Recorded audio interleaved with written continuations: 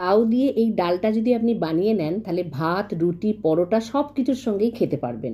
খেতে দুর্দান্ত হয়, আর উপকরণ একদমই বেশি কিছু লাগে না, মশলা বা উপকরণ। লাউটাকে কেটে নিয়েছি ডুমো করে, আর ছোলার ডালটাকে ভালো করে বারবার জল দিয়ে ধুয়ে নিয়েছি। এগুলো কিন্তু ছোলার ডালটা আমি আগে থেকে ভিজিয়ে রাখিনি। নিয়ে নেব কুকারে, প্রথমে কাটা লাউগুলো নিয়ে নিলাম, তারপর ছোলার ডালটা দিয়ে দেবো, পরিমাণ মতো জল দেব, আর অল্প একটু নুন দিয়ে 2টো সিটি দিয়ে নেব। ডালটা এমনভাবে সেদ্ধ করতে হবে, সেদ্ধ হবে অথচ গোটা গোটাই থাকবে। আর যখন আমরা এইরকম ডাল বা কিছু সেদ্ধ করব, তখন যদি এরকম ঢাকনার গায়ে একটু তেল ব্রাশ করে নেওয়া হয় না, তাহলে ওই যে উতলে গিয়ে যে কুকার নোংরা হলে পরিষ্কার করতে অসুবিধা হয়, সেটা একদমই হবে না। আর ছিদ্রগুলো বুজে গিয়ে যে অসুবিধার সৃষ্টি হয়, সেটাও কিন্তু হবে না। এটা করে আপনি দেখবেন খুব উপকৃত হবেন। ডালটা এরকম সেদ্ধ হবে, গোটা থাকবে, সেদ্ধ হবে অথচ গোটা গোটা থাকবে।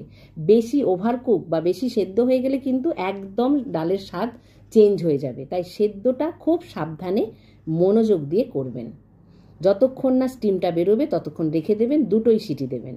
তারপর একটা কড়ার মধ্যে 2 চামচ সাদা তেল নিয়ে নিলাম, অল্প একটু গোটা জিরে, 2টো ছোটো ছোটো তেজপাতা, আর 2টো শুকনো লঙ্কা, 2টো কাঁচা লঙ্কা ফোড়নে দিলাম।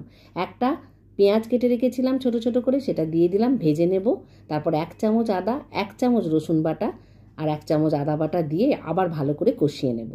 আমার চ্যানেল যারা এখনও সাবস্ক্রাইব করেননি, তারা আমার চ্যানেলটা অবশ্যই সাবস্ক্রাইব করে আমার পাশে থাকবেন। ফেসবুক থেকে দেখলে পেজটা ফলো করে নেওয়ার অনুরোধ করছি।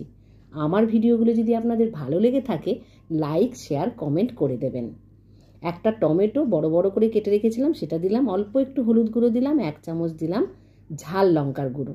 সব কিছুকে ভালো করে কষিয়ে নেব।